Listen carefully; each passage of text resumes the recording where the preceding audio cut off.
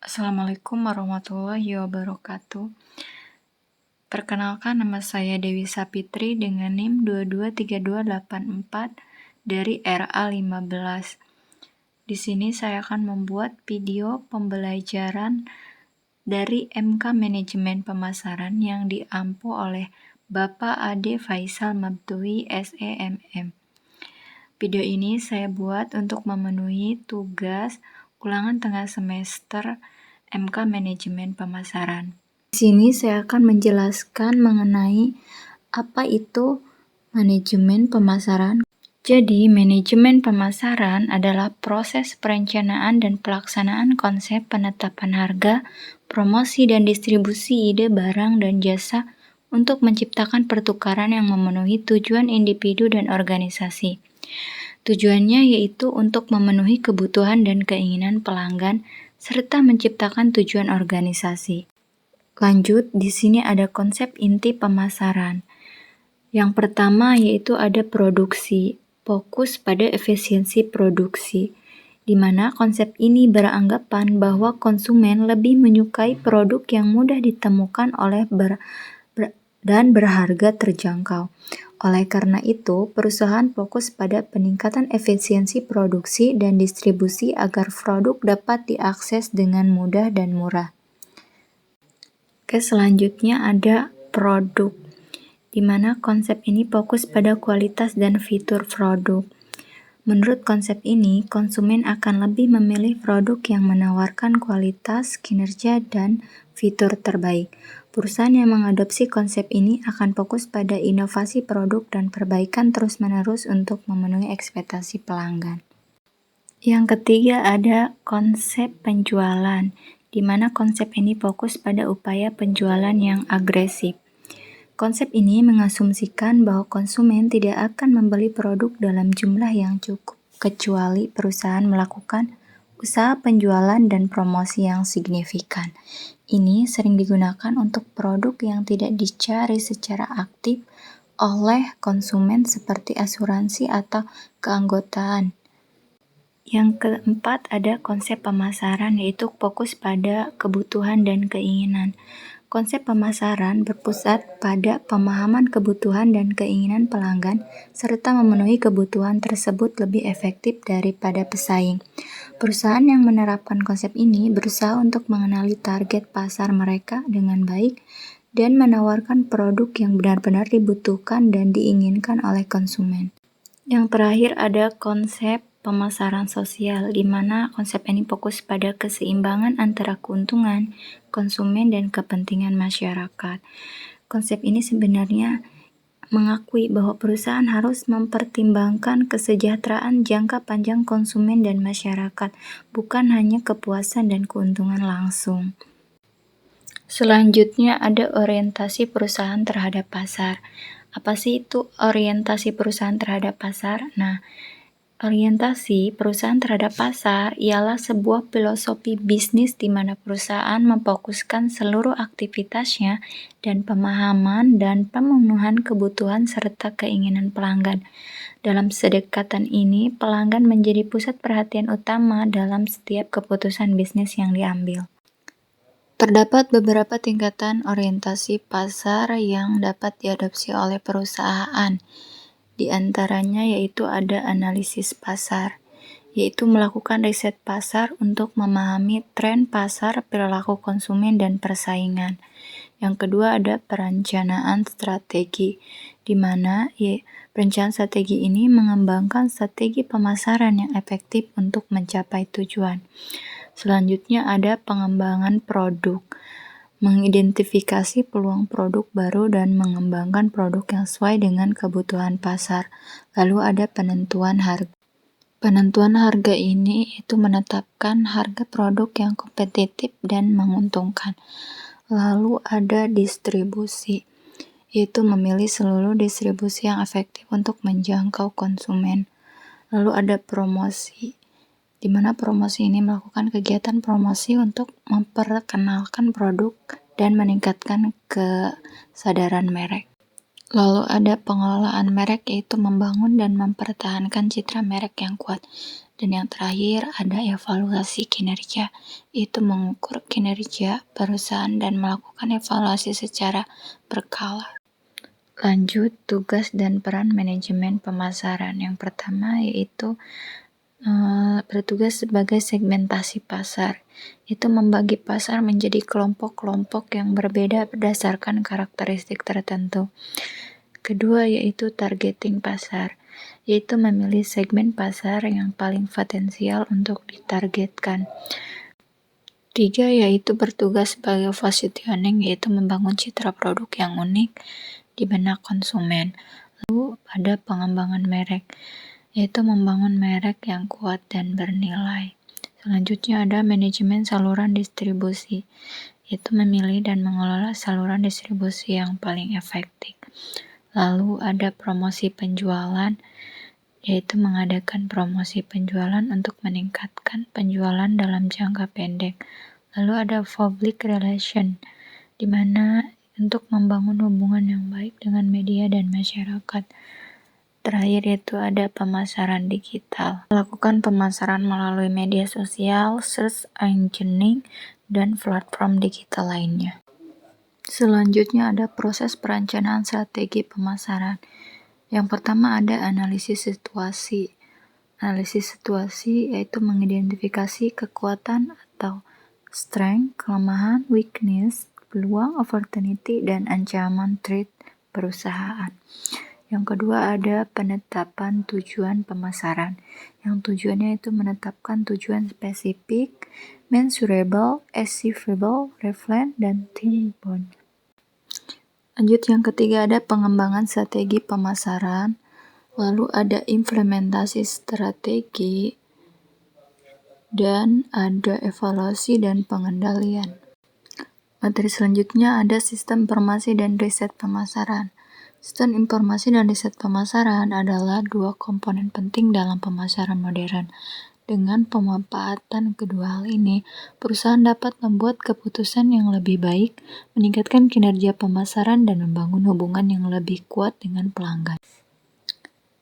Dari sistem informasi dan riset pemasaran ini, yang pertama, pentingnya data dan pengambilan keputusan pemasaran. Kedua, ada jenis-jenis riset pemasaran atau primer dan sekunder. Yang pertama ada riset pasar primer, yaitu adalah proses pengumpulan data langsung dari sumber pertama seperti konsumen atau calon konsumen. Data ini dikumpulkan secara spesifik untuk menjawab pertanyaan penelitian yang ada. Yang kedua ada riset pasar sekunder, yaitu proses pengumpulan data yang sudah ada sebelumnya seperti data dari laporan pemerintah, publikasi industri, dan database perusahaan. Selanjutnya ada sumber data, yaitu ada sumber data internal dan eksternal, di mana data internal ini adalah data yang berasal dari dalam perusahaan. Data ini biasanya lebih mudah diakses dan seringkali memberikan wawasan yang mendalam tentang kinerja perusahaan. Kedua ada data eksternal, itu data yang berasal dari luar perusahaan. Data ini dapat memberikan gambaran yang lebih luas tentang pasar, tren, dan persaingan.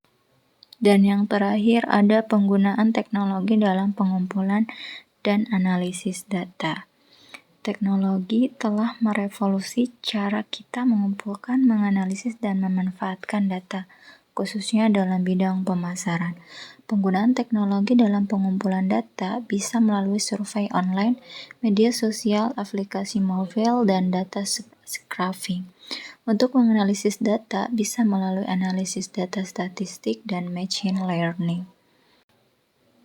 Selanjutnya ada lingkungan pemasaran. Di sini ada dua lingkungan pemasaran. Yang pertama lingkungan mikro, yaitu lingkungan mikro terdiri dari faktor-faktor yang secara langsung berinteraksi dengan perusahaan dan memiliki dampak yang lebih dekat terhadap kegiatan pemasaran. Faktor-faktor ini meliputi perusahaan, pemasok, pemasaran antar pelanggan, pesaing, kekuatan, permukaan pendapatan. Lanjut yang kedua ada lingkungan makro, di mana lingkungan makro ini terdiri dari faktor-faktor eksternal yang lebih luas dan tidak dapat dikendalikan secara langsung oleh perusahaan. Faktor-faktor ini meliputi faktor ekonomi, sosial budaya, politik hukum, dan teknologi. Dan yang terakhir ada pasar konsumen dan perilaku pembeli. Pasar konsumen adalah sekumpulan individu dan rumah tangga yang membeli barang atau jasa untuk konsumen pribadi. Mereka adalah tujuan akhir dan semua aktivitas pemasaran. Memahami pasar konsumen berarti memahami kebutuhan, keinginan, dan perilaku mereka dalam proses pengambilan keputusan pembelian. Di sini ada faktor yang mempengaruhi perilaku konsumen. Yang pertama ada faktor dari budaya, kedua sosial, ketiga pribadi, dan yang terakhir dari faktor psikologis. Lalu ada proses pengambilan keputusan konsumen. Yang pertama yaitu pengenalan kebutuhan, di mana konsumen menyadari adanya kebutuhan atau masalah yang perlu diatasi. Yang kedua ada pencarian informasi, di mana konsumen mencari informasi tentang produk atau merek yang dapat memenuhi kebutuhannya. Ketiga ada evaluasi alternatif, di mana konsumen membandingkan berbagai pilihan produk dan merek. Keempat ada keputusan pembelian, di mana keputusan pembelian ini konsumen memilih produk atau merek yang akan dibeli. Dan yang terakhir ada perilaku pasca pembelian, yaitu konsumen mengevaluasi kepuasan terhadap produk yang telah dibeli. Mungkin itu saja materi yang bisa saya paparkan dalam video ini. Jadi untuk kesimpulannya, kita dapat simpulkan bahwa manajemen pemasaran adalah disiplin yang sangat penting bagi keberhasilan suatu organisasi. Dengan memahami konsep-konsep dasar dan menerapkannya secara efektif, perusahaan dapat mencapai tujuan bisnisnya dan memberikan kepuasan kepada pelanggan. Oke, selanjutnya di sini saya akan menjelaskan tentang segmenting, targeting, positioning, dan analisis SWOT dari produk yang saya buat ini. Di sini saya membuat produk salad buah dengan nama merek Demel salad buah. Pertama di sini ada targeting. Target utama dari penjualan salad buah saya yaitu kaum muda seperti pekerja dan pelajar yang sadar kesehatan dan aktif di media sosial. Target tambahan yaitu seperti ibu rumah tangga yang mencari makanan sehat untuk keluarga, untuk suami dan anak-anaknya. Yang kedua ada segmenting dalam demografis, yaitu ada usia yang saya pilih yaitu remaja, dewasa, lansia. Lalu untuk jenis kelamin, semua jenis kelamin ya, ada untuk wanita dan pria, karena salad buah itu bisa dinikmati berbagai kalangan. Selanjutnya dari sisi geografis. Di sini dalam sisi geografis saya mengambil dari perkampungan, sekolahan, karena untuk anak-anak pelajar. Dan yang terakhir yaitu di pinggir jalanan supaya banyak konsumen baru untuk mencoba salad buah saya. Poin selanjutnya dari psikografis dilihat dari gaya hidup sehat, peduli lingkungan, menyukai makanan segar, dan aktif di media sosial. Yang terakhir ada perilaku. Di sini dilihat dari frekuensi konsumsi buah, apakah kebanyakan dari lingkungan tersebut banyak yang menyukai atau mengonsumsi buah-buahan. Lalu preferensi rasa, saluran pembelian yaitu seperti pembelian online atau offline, di mana offline ini pembeliannya secara langsung. Selanjutnya di sini ada positioning. Itu positioning saya dengan membuat konten menarik di media sosial dengan mengupload foto-foto salad buah yang disajikan dengan indah supaya menarik perhatian para konsumen dan pembeli. Yang kedua yaitu desain produk atau kemasan yang saya gunakan ramah lingkungan. Ini untuk mempermudah para pembeli. Lalu menentukan harga yang sesuai dengan harga premium untuk salad buah. Dan yang terakhir memilih saluran distribusi yang tepat seperti di agen-agen besar dan kantin sekolah. Nah, yang terakhir yaitu ada analisis SWOT.